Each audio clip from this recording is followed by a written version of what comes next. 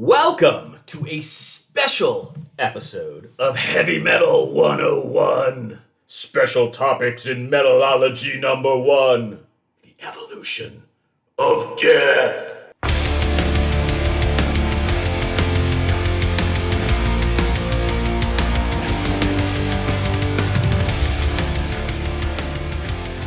So excited. John is in a stunned silence. He can't believe the enthusiasm. All right, so today is the first in an occasional series of special episodes in which we shall briefly shed the confines of our 101 academic designation and push into some considerably more advanced heavy metal territory. For the uninitiated, these episodes will provide you with a fleeting glimpse into the true, beautiful, frightening darkness lying just beyond the horizon. Well, for those of you with more experience, this will give us a chance to get a bit more into the weeds of some particularly serious, esoteric heavy metal goodness. Today, we will be discussing the extraordinary evolution of arguably the greatest heavy metal band of them all. All hail Chuck Schuldiner and the magnificent, eternal Death! I want to particularly thank my partner in crime, John, our resident heavy metal novice, for agreeing to take this deep dive into some very choppy waters. John braved an hour-long chronological death playlist I made for him, and should clearly be presented with the Congressional Medal of Valor, or perhaps provided with black robes and a nicely engraved inverted crucifix. John, you're my hero. How are you feeling about this episode's topic and the work you did to prepare for it? I have heard a lot of music that I did not enjoy in my life. This is one of the more memorably unenjoyable musical hours of my life. It was like drowning in death metal goodness, right? Drowning is too gentle. I would say it was like having my head smashed against a brick wall of death metal Evil? music. Badness? John, I will say this. This may, in fact, be the episode in which fisticuffs are involved. I'm sure there will be a bit of disagreement between John and I as we discuss this. But I do want to say graciously that I know going in that this is not a quote-unquote heavy metal 101 topic or body of work. And so, John, I appreciate you and the fact that you did something that I guarantee there is no chance you would have done otherwise, which is listen to an hour of death. That is accurate. Thank you, John. You're welcome. Before we talk about death and the brilliant mastermind behind the band, the great Chuck Schuldiner, let's take a moment to unpack a new term for us here at Heavy Metal 101, extreme metal. John, do you have any idea what we mean when we add the adjective extreme to heavy metal? Well, I mean, musically specifically, no, but I assume we are taking things in all aspects to the nth degree. Yeah.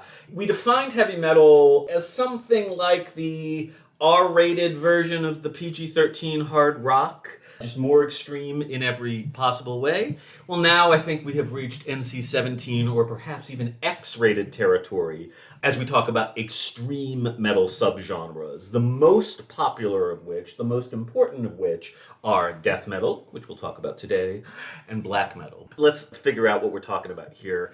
Thus far in our exploration of the early heavy metal of the 1970s, we've just begun to skim the surface of what would become a great fracturing of heavy metal into increasingly specific subgenres. This begins in the 1980s and just totally explodes in the 1990s and early years of the 21st century. When we met Motorhead in our third episode, we were meeting the founding fathers of one of the first principal subgenres of the 1980s, thrash metal. That is the thread that we are picking up on today. If we were to go one more nasty, grimy rung down the extreme ladder from Motorhead, we would meet the English band Venom and their incredibly influential debut, you'll like this title, Welcome to Hell. Welcome to Hell came out in 1981, and on this album, Venom amped everything Motorhead had done up, and they also, and I certainly enjoyed this part, they sprinkle a whole bunch of Satan on top of that. That's a nifty finishing touch that Venom do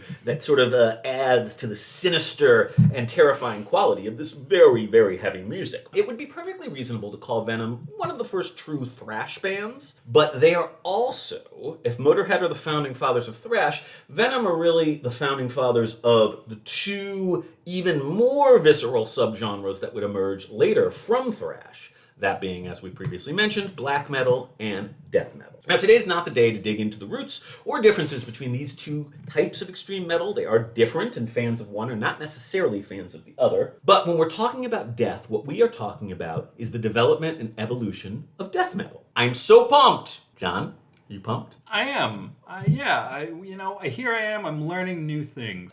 Those of us who care about this stuff, we are pretty serious about it, and we can get into some pretty heated debates about this origin story of death metal. Now, the two primary candidates for the quote-unquote first death metal albums are the San Francisco Bay Area-based band Possessed, who, fun fact, featured a very young guitarist by the name of Larry Lalonde. Are you familiar with Primus? I am. Yeah, that's the guitarist for Primus. Oh, look at that. I know. You know all those crazy dissonant, like atonal guitar solos he used to do? Yeah. Those come out of death metal. Oh. Yeah, isn't that nice? Go Larry Lalonde.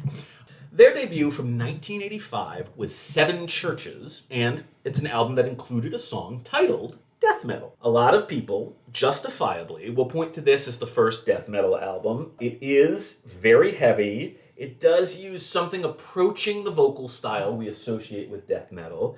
But those of us on the right side of history, first of my many controversial statements for today. Wow. Yeah, we're going to get pretty controversial today. Hopefully we'll get some emails about this. But those of us on the right Will someone please write into Eric? He's so lonely. I know, I just want a friend, an angry death metal friend.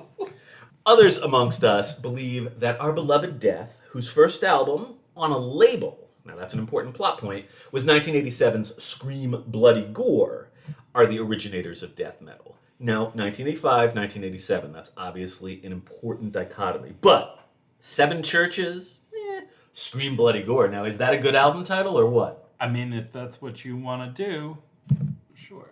Now, the Brazilian extreme metal band, and yes, Brazil actually plays a pretty serious role in the early history of extreme metal. Volcano, the real serious death metal heads will sometimes bring them out as a part of this discussion, and their 1986 debut, Bloody Vengeance, also has a song called Death Metal on it, and is perhaps worthy of being labeled as the first death metal album. But again, I side with Team Death on this case. There's a couple reasons I feel this way. The other two debut albums obviously predate Scream Bloody Gore. 1985 for Possessed, 1986 for Volcano. But Death were a very well-known commodity in the extreme metal community via something called the tape trading scene. John, in the 1980s, were you involved in the tape trading scene? John was not involved in the 1980s tape trading scene. No, I wasn't. Were you not a gleam in your father's eye, as they say, at that point? Yeah, that's a more accurate description. John is a young fella. He's a young fella. But you're aware of... Not true either at this point. No, John's old, which makes me extremely old. To extreme metal, I am extreme old. Well, suffice it to say, in the 1980s, there was a big scene in underground heavy metal of just people making friends with each other across the country as sort of audio pen pals by trading demo tapes and things like that. And Death were one of the biggest bands in that scene, and over the course of 1984 through 1986, they released a wide array of rehearsal tapes and demos that were very popularly traded, beginning in 1984 with Death by Metal. We'll talk about that in a minute. Additionally, I would say that Scream Bloody Gore is just much more fully realized and much more something distinctly new. The other two, I would argue, are more along the lines of thrash metal played with less competency than some of the big bands in that field. Less competency than Metallica and Exodus and people like that. And so it is dirtier and grimier and it is pretty dark and satanic, but... I don't know. Scream Bloody Gore is just very clearly a death metal album.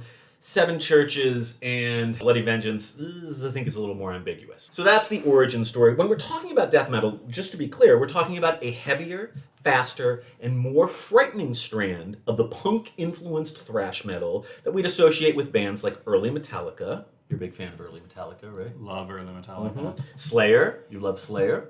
I am aware of Slayer. He's aware that Slayer exists. We'll take it. Bands like that. The most obvious difference, and John's personal favorite difference, between thrash metal and death metal is the use of a very distorted, what we call dirty, vocal style. This famously horrifying death metal vocal style is often known as a growl. You sound constipated. You can see why I'm not a death metal singer. These famously horrifying death metal growls, they're unpitched. They are sounds, they're timbre, they're a quality that doesn't carry the melody. It's really a lyric delivery mechanism and a textural mechanism, but not the carrier of the melodic duty. And that's a big difference from thrash metal, which will often, not always, often have some fairly dirty or distorted vocal styles, but almost always, with some very few exceptions, almost always quite clearly pitched. The biggest turnoff for nerds like John, the vocals. Would you agree that that was the biggest turnoff for you? Yeah, they don't sound healthy. I definitely don't think healthy is how I would describe them. Now, I will point out that I think sometimes we need to reevaluate our idea of virtuosity, because I have tried to growl or scream death metal or black metal vocal styles, which are slightly different, and it is hard to do for any duration of time without, spitting up blood. So the ability to do that night after night in a concert setting, that is not a low bar of difficulty. And we should at very least appreciate the, dare I say, virtuosity of some of the finer death metal vocalists. Dare I say that, John?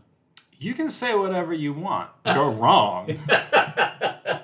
Did I mention we come to blows today? Is this it? Yeah, this is the time. Okay, so we've set the stage. So it's time to meet the hero of our tale and discuss the evolution of death. So the first thing we need to understand is that death was, is, and always will be Chuck Schuldiner. Well, they were always configured as a band. There are constant, or at least very near constant lineup changes across the history of death. And Chuck was the one constant, the principal guitarist, the vocalist, frequently the bassist, and always the primary songwriter and creative force behind death. A little bit about my hero, Chuck Schuldiner. Chuck was born in 1967 on Long Island, though very early in his life, his family relocated to the future capital of world death metal, Greater Tampa Bay, Florida. Oh. Does this surprise you? It does. Yeah. The beating heart, the bloody, blackened beating heart of death metal has always been in northern Florida. And a lot of that has to do with death, but the scene that grew up around death and the many, many bands in death metal that came from Florida or came to Florida, in the case of bands like Cannibal Corpse, who started off up in New York, it's massive. So the connection between Tampa Bay, Florida and death metal is undeniable and obviously undeniably strange. So Schuldiner was born to a Jewish father and a Christian-born mother who converted to Judaism. But he was raised in a decidedly secular household. Now, the reason I bring this up is because death metal is frequently and often justifiably associated with satanic imagery and theme. But this is something in which Chuck and death never showed any interest. Though the early lyrics of death tunes are definitely dark and, conventionally grotesque and macabre, Satanism was never a theme Chuck was very interested in. He did, however, love to write about the hypocrisy found in certain religious traditions, and particularly in the televangelists that ran oh so rampant on the TV sets of 1980s America. Generally speaking, people being shitty to each other was a favorite subject of Chuck's, and televangelists were a rather slow-moving target. Chuck grew up in a very supportive and tight-knit family, something he was able to rely on for the entirety of his career. Probably the most important event of his formative years was the death of his beloved older brother Frank in a car accident when Chuck was just 9 years old. And it has been suggested that the choice of the future band name, Death, was in some small part influenced by this incident in an effort to make something beautiful out of something that was so deeply traumatic and horrible. So, fun fact, at least from my perspective, two of Chuck's biggest formative musical influences were Kiss and Merciful Fate, the original band featuring the frontman and super-duper musical badass and Eric's personal hero, King Diamond. So you just called him your personal hero. I did do that. How many heroes do you have? 2? 3 if I count you. Aww. Yeah, I'll allow it. So, can you see where I might feel a certain personal kinship to this fine young Jewish gentleman who grew up loving Kiss and King Diamond? There are an alarming amount of similarities. We're basically the same person. Yeah. I've been to Florida too. many times. So, Proto-Death, under the moniker Mantis, was formed in late 1983, releasing their first demo, Death by Metal, in 1984. And this actually included one song that would make it onto Death's debut album, Evil Dead, based on the horror classic of the same name. Great song, though. The original lineup of Mantis was a trio including Chuck, playing guitar and bass, second guitarist Rick Ross, who will return to the story a bit later, and drummer-vocalist Cam Lee. By 1985, the band had been officially rechristened Death, and multiple influential demo albums performed with Chuck and a whole bunch of different lineups would follow, culminating in the 1986 Mutilation demo. This was the demo that got Death signed, and it featured the same duo lineup as the forthcoming official debut. That was a 19-year-old Chuck Schuldiner on guitars and bass, and a 17-year-old Chris Reifert on drums. So Death were signed to Combat Records and would record and release the foundational audio document of death metal, Scream Bloody Gore, on May 25th, 1987. John, the first track on the Death playlist that I made for you was the opening track of Scream Bloody Gore, Infernal Death. What do you think of this particular little gem? So, I mean, I liked the beginning. Right, I remember you said positive things about the start. I liked the beginning. I really liked the bass sound. Is this Chuck playing bass Yeah, here? so this is Chuck Schuldiner on the bass guitar, all the guitars. Yeah, I really liked the not only what he was playing, but the tone and the sound of the bass was really cool. Mm-hmm. I hated the drumming. I hated the singing. I did like the guitar solo, though. That was also fun. Ah, yes. It's a fun guitar solo. I like that one, too. It's a very Slayer style of guitar playing. Look, so, in all honesty, to my mind, Scream Bloody Gore is one of those raw, sort of messy classics that's maybe more important than purely great.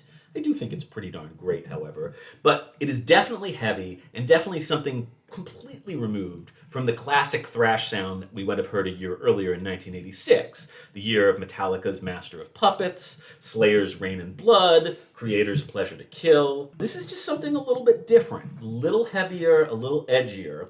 In the sonic onslaught that was Scream Bloody Gore, 1987 brings about something just darker and heavier still than what we had heard the year before. You mentioned the drumming. Look, Reifert's drumming is definitely more enthusiastic than it is in time. And to be honest, Chuck's playing and his songwriting skills are still at a relatively immature level. But, I mean, these were teenagers, These were kids who were onto something new, different, and exciting, and maybe they didn't quite have the technical wherewithal to execute it perfectly, but that, in some respects, that's part of the charm. It's a debut album and an important historical document. So it's probably only fair to note that Reifert would go on to form one of the great sort of classic death metal bands, the band Autopsy. And while I don't love his playing on Scream Bloody Gore, Autopsy are pretty damn cool. But moving on, Chuck dissolved this lineup because it was untourable. The touring lineup would include former bandmate Rick Ross, and basically would involve Chuck swallowing up the entirety of the band that Ross had gone on to form, another rather excellent classic death metal band called Massacre. You like these band names? No, but Yeah.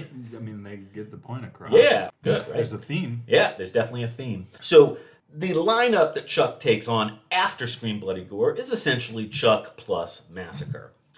This leads us pretty much to the perfect audio distillation of what death metal is, in the form of a considerably more slickly produced and engineered second album, Leprosy, from 1988. Now, this is the first death album engineered by the immortal Scott Burns, the engineer and producer from the legendary Morris Sound Studios of Tampa Bay, Florida, which was really the absolute epicenter of all death metal recordings in the 80s and early 90s.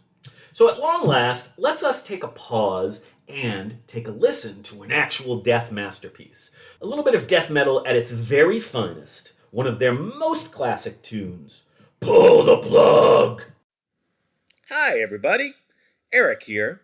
So while we don't have the rights to play this music, it is strongly advised that you pause now, take a look at the show notes, and click on the link for this first excellent audio that is Pull the Plug from the album Leprosy.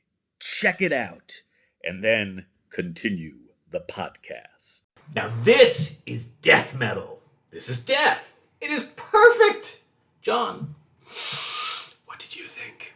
So there were parts of this one that I really enjoyed. I mean, the eternal caveat for me in all of these songs is that I can't stand, like physically cannot stand the singing. Hearing it makes me not only uncomfortable, it makes me feel pain within my own body.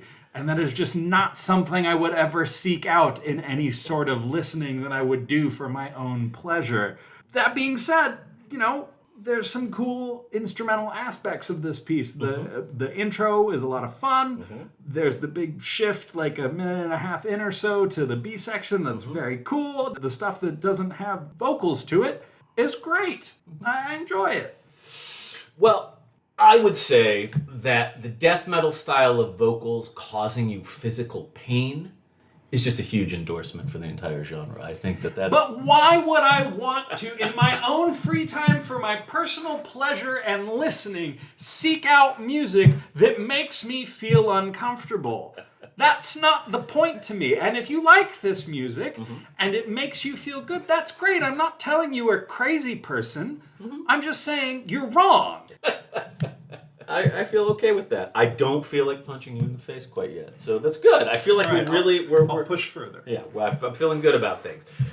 So look, Leprosy is a vast improvement on Scream Bloody Gore in every possible way. I know that not every single Death fan will agree with that, but to me this is just so much more refined and so much more just sophisticated than the material on the fun but sort of scrappy debut album. The lineup here is Chuck, Rick Ross, who we've already mentioned. The drummer is Bill Andrews, and to me, he absolutely kills on this album. John, I don't think you're such a huge fan of the drumming on this track. Again, let me be clear. I'm not saying it's not good drumming. Like, what he's doing on the drums is technically impressive. I just don't much understand the point of just constantly beating everything consistently at the same speed through the entire duration of the song. Well, now, I would point out that one of the things that Death do really well is sharp textural changes. And you hear that in this song. So, sure, there's the bit where he goes from pounding the bass drum and toms to pounding the bass drum and cymbals. I would agree that is a big textural shift. I kind of want to punch John in the face now. Now, let me offer you a fun fact. Bassist Terry Butler is credited for playing bass on this album. However, apparently he had something of a panic attack in the studio. I think because of how incredibly perfectionist Chuck was in the studio. And in the end, he asked Chuck to play bass on the album, and Chuck indeed handles all the bass playing duties on Leprosy. So, very clearly on this track, we get all the elements of death metal. It's visceral. There's just violent, physically intense riffage in the guitars. We get this precise, incandescent musicianship that just turns on an absolute dime. We get the dark lyrical themes. This particular song, probably unsurprisingly, is about euthanasia.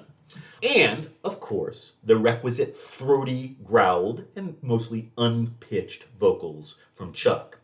We also get this fantastic shout-along chorus, which is not something that we always associate with death metal, and is really something that Death and Chuck's songwriting prowess accounts for, which is, pull the plug! And I guarantee you, anytime they played that, every single person in that there theater was screaming along, growling along, etc. Chuck is real good at the memorable material in these difficult musical contexts. And everything here is just very snappy and tightly constructed. We also get to hear the dawn of this really complex song structure that Chuck will tend to favor. We've got a verse, we've got a pre-chorus, we've got a chorus. All of that makes up what I would call the A superstructure. It's a big chunk of stuff that happens. And then we get the instrumental material that John liked, as well as a bridge.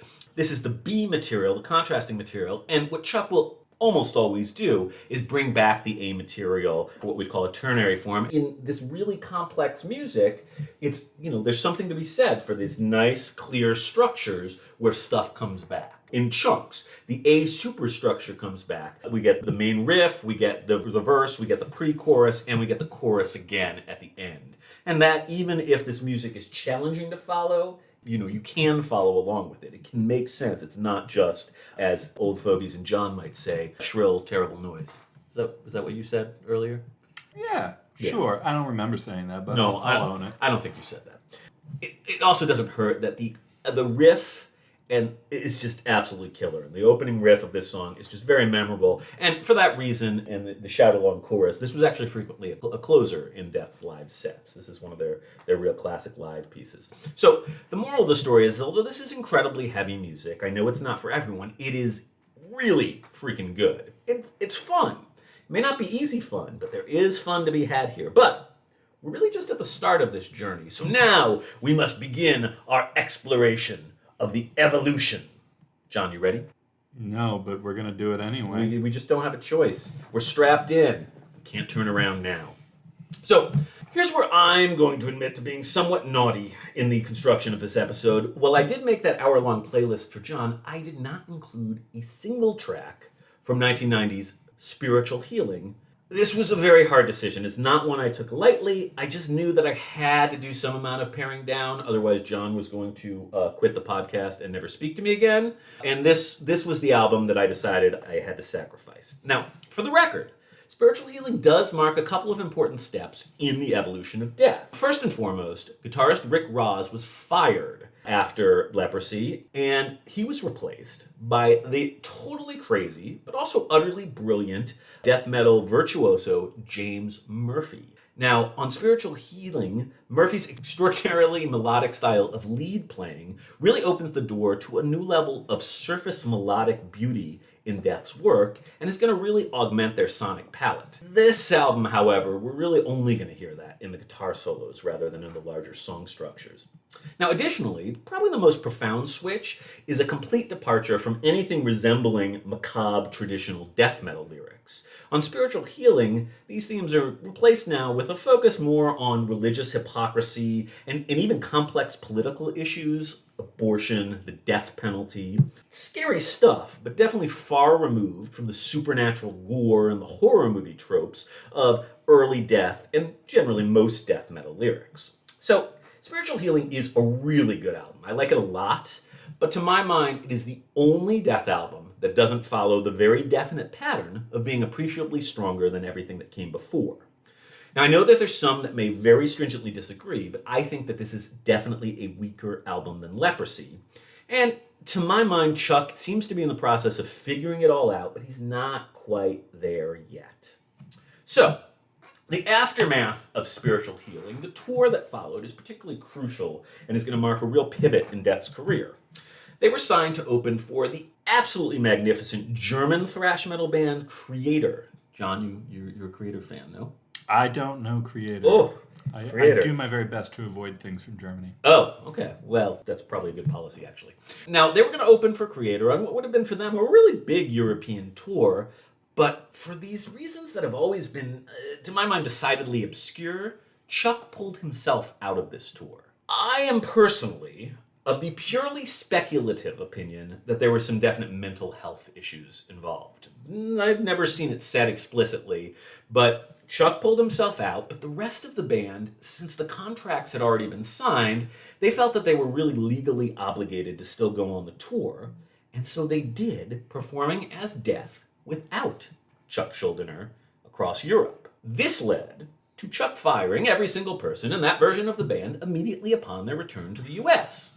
The good news is that serious? Fired them all. Because they went and did the tour? Yeah, he was very angry. He felt that he had been betrayed. There was even some funny stuff where he was like about halfway through the tour, he was like, okay, I got my shit together now. I'd like to come and join the tour. But apparently the Creator management was pissed at him and they were like, no, we don't want you. And so that Death continued. So Chuck definitely had some hard feelings, I think, about the band touring Death was his baby, and this group of people touring as Death. I believe they used a roadie as a replacement, and it was just I don't know what they sounded like live, but I'm sure it was a bit of a mess. So, quick question, John, do you feel like I did you a disservice by not giving you the opportunity to hear any of the wonderful material from Spiritual Healing? No. You're happy about it, aren't you? Yes. Yeah, I thought you would be. But again, if you disagree with Eric, please write him a strongly worded email. Sternly worded emails will make us friends for life if they're about death. See what I did there? That was wordplay. Okay, so now is where we get serious, and where Death truly become the greatest band in all the land. Death's next act would be one of the most monumental in the history of heavy metal, and Chuck took a huge step forward artistically with 1991's unspeakably brilliant album, Human. Before moving on, let's pause again and take a listen to one more wonderful Death track. One of the most important tracks in the entire death metal canon, Lack of Comprehension. All right, it's time for another pause so that you can hear the amazing, beautiful Lack of Comprehension from the album Human. Check it out. In your show notes, you'll have a link. Go get 'em, Tigers. Ah! Jesus. So good! So thinking back, this was probably the first Death track that I heard, of many, that truly made my jaw just drop. So John, how did you feel about this absolutely perfect gem of a song? I was confused in the beginning. It was a new sound based on your playlist, which felt very out of character. And just as I was beginning to comprehend and understand, they got into their normal crap, and then it just was loud and obnoxious, and I hated it. I don't know whether to cry or to bite you. Look, let's look at this objectively. Without a doubt, the already impressive quality of the playing that you had heard and that we know up to this point has been amped up considerably. This is thanks to Chuck once more swallowing up a large portion of a truly great extant band. In this case, it was the guitarist and the drummer of the uber-progressive death metal band Cynic, that being Paul Masvidal and Sean Reinert. And additionally, he brought in the virtuoso, oft-fretless bassist Steve DiGiorgio, who was borrowed from the thrash metal band from California, Sadus. This is an absolute rogues gallery of killer musicianship, and everyone here ups the game of everyone else, including Chuck's songwriting, which, as we just heard, John, has never been sharper or smarter. So in Lack of Comprehension, as John mentioned, we open with this somewhat surprising and cerebral bass-driven intro. We do have a new texture. We have this whole new idea that I would say is not traditionally associated with death metal. We then explode into what is, to my mind, one of the greatest verse riffs of all time. It is just so catchy and anthemic and exciting. What is catchy about it? They're just going, and then for less than half a second, one guitar player goes, right? Condemning, fear strikes down. So after the great verse riff, we get new rhythmic ideas in both the pre-chorus and then in the chorus before, now this is important, before melting into just an absolutely gorgeous guitar lead break. Now, wow. The lead break in this tune is just one of those death moments that makes my heart melt. It makes me feel a little emotional. It's just beautiful, beautiful music making. And the level of that music making here is just crazy. The sea change in lyrical content also shouldn't be overstated when we're talking about Human. We're a million miles from Scream Bloody Gore, as Chuck now begins to get very introspective in his lyrical content. John, read me these lyrics. A condemning fear strikes down things they cannot understand, an excuse to cover up weaknesses that lie within lies, laying our guilt and pain on people that had no part in the molding of a life that creates its destruction. Lies. Right before your very eyes, a reflection of the mistakes to the end, you will deny your part in the demise of a life. Lack of comprehension, thriving on your cliché, compelled by self-resentment. Ooh, those are not lyrics about baby eating demons, I think you'll agree. That is accurate. Yeah, so my understanding is that this song is actually a reflection on people's misunderstanding and prejudgment of heavy metal music and culture. Specifically, this is actually a reaction to the case in the early 90s of Judas Priest being accused of causing two teenage boys to try to kill them. Well, one successfully and one semi-successfully to kill themselves. You familiar with this? I'm vaguely familiar with that. Yeah, they were acquitted and the entire thing was pretty nonsensical. But This is Chuck's reaction to this general sort of societal response to heavy metal, and particularly in the 80s and 90s, people assuming that all of the heavy metal artists and fans were demented murderers of joy. When it's in fact John who is the demented murderer of joy. I was just going to say, no, that's me. It's so true. It's also really important to say that this song was actually Death's first MTV video. Wow. Yeah, can you believe that? This song was played on MTV, I think pretty much exclusively on Headbangers Ball, which was the late night Saturday night heavy metal show. But this is obviously a point where Death are starting to become, I don't think mainstream is the appropriate term, but certainly more mainstream adjacent than previous. We also get a decided visual change in the band's logo. John, I've texted you the various forms of the logo about 78 times since we started talking about this. You are this not episode. Exaggerating. I may be understating it. You might actually be. So you can tell, the sort of upside down cross and the spider webs and just everything about the earlier logo is tamped down and sort of made a little bit more, I don't know, mature in the updated logo. Does that seem like a fair statement? Sure. Yeah. Death, they're changing. Chuck is growing up. The band is just growing up along with him. We also see a change in Human's cover art, which is a lot more cerebral than the sort of garish, visceral imagery we saw on the first three album covers. John and I were looking earlier at some of the album covers. They were all gaudy and the sort of skulls and just scary looking stuff. Let me see if I can bring this up for you real quick. So John and I are looking at a very tiny image from Scream Bloody Gore. You can see there's like a skeletal figure on a throne, and he's got like a goblet, and it's very death metal-y. Leprosy, even probably more so. It's got this like disgusting figure, berobed figure. Funny story, I remember being, I guess I was probably around 11 when Leprosy came out, and I very vividly remember having a heavy metal magazine and seeing an advertisement, a full-page advertisement for Leprosy, and being like, whoa, like these guys are scary. Like I was genuinely a little unnerved by that imagery.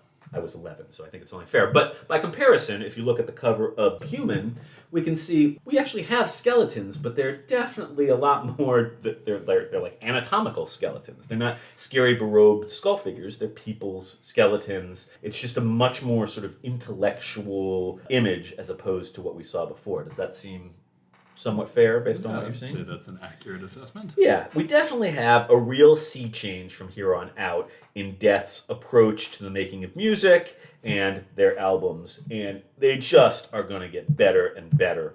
This is an album that actually charts somewhat. It goes up to number 34 on the Billboard Up-and-Coming Artist chart called Heat Seekers. And it's really this, we're seeing here Death becoming about as well known as a death metal band could hope to be. Death are worldwide they've sold the most albums of any death metal band. Now in America, you'll be pleased to note that Cannibal Corpse have actually outsold Death. You're fond of them, right? No, I'm actually not fond of Cannibal Corpse either. I think they're pretty terrible. But Americans are dumb, I guess. Death is clearly the superior band, and thankfully the rest of the world appreciates that. But this is really Death becoming something adjacent to mainstream in the heavy metal world for the very heavy style of music they play, which despite getting more cerebral and refined, is still pretty damn heavy.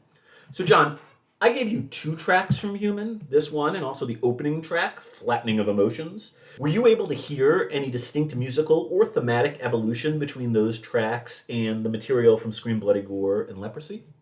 I will be perfectly honest. By the time we got to this point in my listening of this playlist, I was pretty much completely numb as a human being and no longer able to absorb anything in any way. It's funny because I would describe you as numb as a human being generally. So I don't know that I see where the difference would be obvious.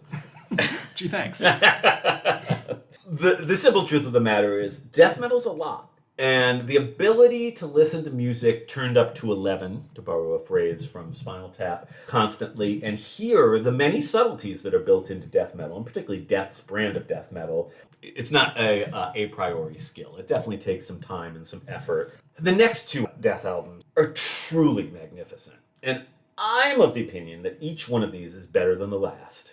1993's Individual Thought Patterns is particularly dear to me as one of my favorite humans on this earth. King Diamond guitarist and co-songwriter Andy LaRocque was brought in by Chuck to play many of the guitar leads. Additionally, one of the greatest heavy metal drummers of all time, Big Gene Hoglan, also joined Death. What a band. What a flippin' band. Now, this time out, the musicianship and the songwriting are even sharper and even wilder than what we had heard on Human. Chuck really plays with his songwriting forms on this one, which is by far the most melodic and progressive of all the Death albums. This is some densely intellectual music and can be a challenge for novice listeners, even death metal fans who are not familiar with Death. But it truly is a masterpiece. And in many respects, Individual Thought Patterns is possibly my own favorite Death album. It is the sound of a Chuck with no F's left to give, and he is fully embracing his own unique muse at this point. As the lyrics on the song Out of Touch say, trapped in a lost world of brutality, so weak are the ones that must rely on shock to push this so-called force that inspires their call. To be extreme, so it seems, is a mental crutch. Now, this is a serious shot off the bow of death metal and death metal fans who think that everything has to sound like Scream Bloody Gore or Cannibal Corpse's Eaten Back to Life. You a fan of that album? No. or any of the traditional conventions of the genre that Chuck essentially created, but was ready to expand well beyond by this time in his career. Chuck is a zillion miles from the conventions of the genre he created, but he still manages to stretch the boundaries rather than just leaving death metal entirely behind. And to me, this is a beautiful thing to behold. John, from this album, I played you, or I provided you with, Trapped in a Corner. How cool was that song? Again, this was another one that I liked as much as I liked any of this, which is, contains my constant caveat that the singing and the drums were infuriating. But, the groove in what I'm calling the B section was something that I very much enjoyed. I like generally the sound of the bass and the guitars. They play very well. The stuff they're doing is very cool. It's put together in a nice way. I would go so far, and maybe I don't know if you're there yet, but I would go so far as to say some of that melodic material in the bass and the guitar is beautiful at this point. I mean, there is some really beautiful everybody stuff. Defines beauty in their own way, so I can't necessarily argue with you there. I define beauty as death. Death is beauty. Look, this is possibly my favorite Death song, and the Andy LaRocque guitar solo is just so good. It's just so damn good. It was really hard. I only chose really 3 songs for us to play, which is quite a bit for our podcast. And so I did choose Lack of Comprehension over this one just because Human, it really marks the beginning of the sea change. But, this was a hard one not to play. So everyone go out and listen to Trapped in a Corner. Such a good song. Such a good song. Anyhow, this album was followed by Symbolic in 1995, and this brought Death a new guitarist and a bassist, relatively unknown but brilliant Bobby Coble and Kelly Conlon. Now, Symbolic manages to continue Death's evolution, but it does also rein in some of the experimental excesses found on Individual Thought Patterns. And I often use Symbolic as a pretty perfect entry point into death metal for the uninitiated. That said, there are definitely some old school death metal types who would say that by this point, Death had become something other than death metal. I understand the temptation. Symbolic is pretty far removed from bands like Cannibal Corpse or Deicide, but I heartily disagree. I just think that Chuck was bringing death metal to new and incredibly exciting places with this material. Now, John, I put the title track Symbolic, and I also put the song Crystal Mountain from this album onto your playlist. Any thoughts on these tracks and their representation of death as a steadily evolving, brilliant music-making machine? Okay, so Symbolic, there was some fun metrical stuff happening in this one. There were some cool meter changes. This was the album where they discovered faders and were able to just get out of songs without an abrupt shutoff. I love the abrupt shutoffs, but yeah, there is some fading going on in this album. That is true, and it's nice, changing things up, right? That's great. I'll take the fade out to just the abrupt stop. So, look, by the end of the 1990s, Chuck was really feeling confined by this whole death metal label, and also by the name Death. The band name Death kind of puts you in a corner. He was trapped in a corner, you might say. And I think that Are you proud of that? I am somewhat proud of that. I think that the teenager that came up with the band name Death and the adult, mature artist that Chuck was by the late 90s probably were quite different people.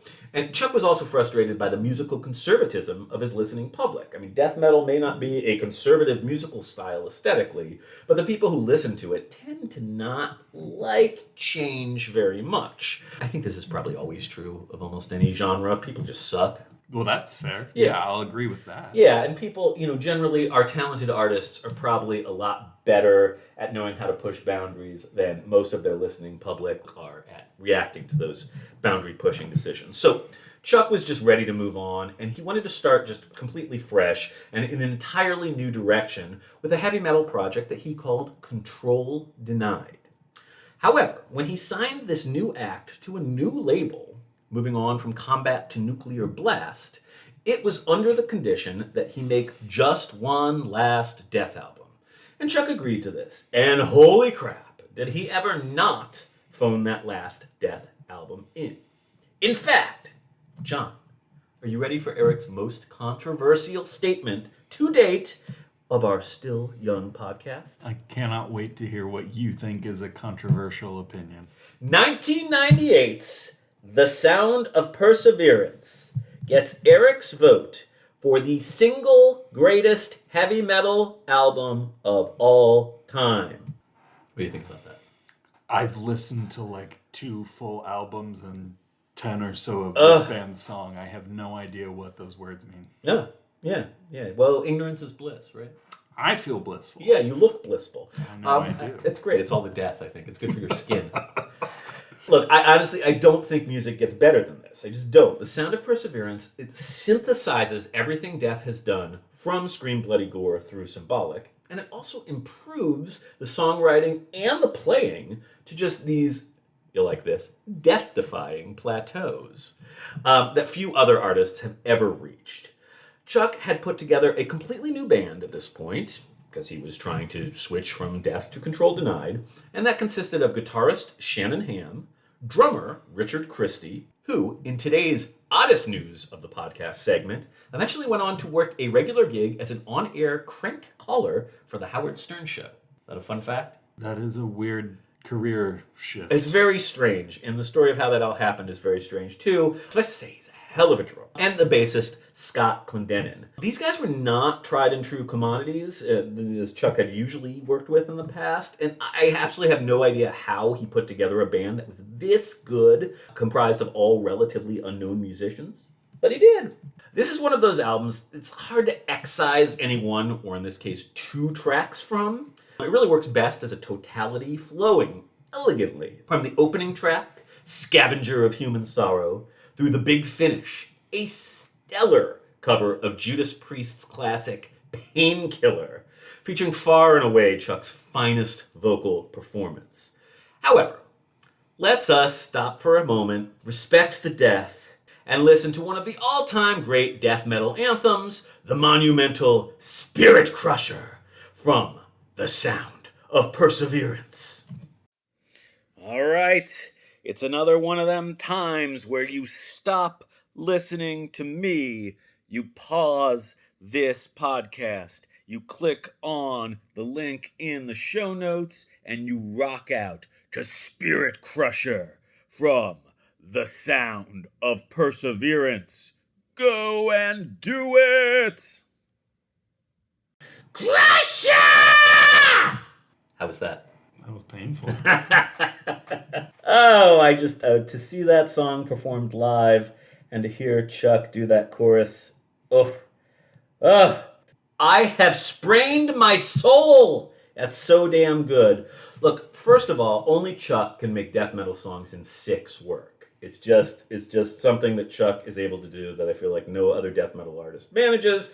God love him for it. There's tempo changes from the verse going into the bridge and then back into just the single greatest chorus riff in all of death metal history. I mean, come on! John, has your spirit been crushed? Yes! Yes! Mission accomplished. Look, the elephant in the room when we talk about this album A source of some amount of controversy within death metal is Chuck's vocal choices on The Sound of Perseverance. On this album, he's really taking a big artistic leap into this shrill, biting vocal style that is generally something that would be more associated with black metal than the manly growl of death metal that we've all come to expect. Now, I love it. I think the vocals on this album are transcendent. I've already mentioned how just incredible the death version of Painkiller is that ends that. You know, if you can imagine Chuck taking on probably Rob Halford's most difficult vocal performance in his own unique way. But that said, it's a big turnoff for a lot of death metal folks. I think Chuck, especially on this album, is just simply the cat's pajamas. But John, I have to ask, are you a growl guy or a shriek guy? If I had to pick between only those two, I would choose to be a mute. Okay, fair enough. So instrumental tracks are your preference. I'm here for that. Mm-hmm. On this track, we get the usual complex song forms, balancing repetition with contrast, with so much wonderful, memorable material, both vocal and instrumental. Great riffs, gorgeous solos, we get these harmonized lead breaks, we get all sorts of wild mixed meter, we get these texture changes left and right. We have a very progressive, but very controlled, clean and logical collection of ideas here. This is mature art being made by a fully mature artist. It all makes my heart melt, makes me go weak in the knees, and I just love this song. I love everything on this album. And I think anyone who feels otherwise is a big fat dummy. Fair? Probably not. Fair. So, look, we should probably start to wrap this tale up, and unfortunately, like so many tales, this one does come to a totally heartbreaking conclusion. So, in 1999, Chuck officially put death on hiatus and released the first Control Denied album, The Fragile Art of Existence. Now, I have complicated feelings about Control Denied. It is essentially the same band we heard on the brilliant Sound of Perseverance, with the addition of Tim Amar on vocals instead of Chuck. And there is definitely much to love about The Fragile Art of Existence, but to be totally honest, I just find the overwrought power metal style vocals of Tim Amar pretty off-putting, and I like but don't love the Control Denied album. Sadly, also in 1999, after experiencing some odd symptoms and difficulty with properly controlling his hands, Chuck Schuldiner was diagnosed with brain cancer. Now, an impressive variety of artists from all sorts of genres, including people like Dave Grohl, Red Hot Chili Peppers, Ozzy Osbourne, and others, helped raise money for Chuck's medical care and treatment because, like so many an artist in this broken country of ours, Chuck had no health insurance. Now, despite the financial assistance of the heavy metal and alt-rock communities, Chuck grew increasingly ill, and on December 13th, 2001, Chuck Schuldiner died at the age of only 34. Now I'm going to take a break for waves of emotion. John, what are your thoughts on this? What, on his death? Yeah. I mean, that's tragic. It's sad. 34? Yeah. Yeah. We were talking, John and I, over coffee not too long ago about Franz Schubert, Yep. amongst others.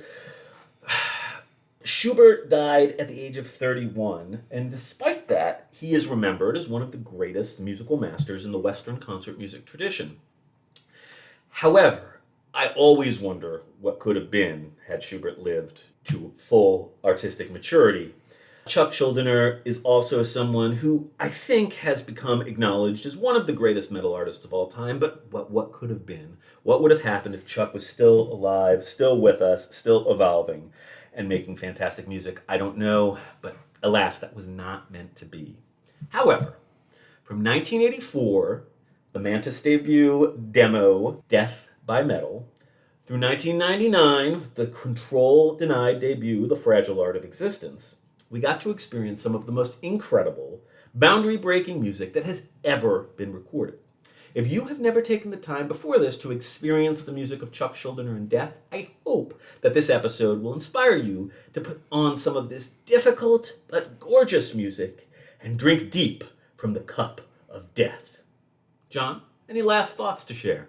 If you like this, that's great. I'm very happy that you can find joy in this music. If you are reticent about it, I would encourage you to just try and get past the singing. Because there are some really cool instrumental aspects to these pieces. Look at you finding the positivity here. I'm just saying, are you going to play that last piece on the playlist as the outgoing Yeah, thing? so we're going to conclude replacing our usual theme music as a tribute to Chuck and an opportunity to hear one more little bit of music. We're going to play just the absolutely gorgeous instrumental Voice of the Soul from The Sound of Perseverance. John, you really liked this song, right? This was everything that I was looking for out of this music because there was no singing and there were no drums. And it is freaking beautiful. Thanks for listening. Remember, you can find us on Facebook. Just search out Heavy Metal 101 Podcast or via email at heavymetal101podcast@gmail.com. And really do please write in. Eric is very lonely. I'm a sad person. I'm really, really sad. But that having been said, I have death. We all have death. And I wish peace, love, death, and heavy metal to everyone. Here I am one last time reminding you that instead of playing the usual theme music out, we want you to look at your show notes and click on the link to the absolutely gorgeous Voice of the Soul as a beautiful tribute to the great Chuck Schuldiner. Take a listen, think about life, the universe, and everything, and mwah! We'll see you next time.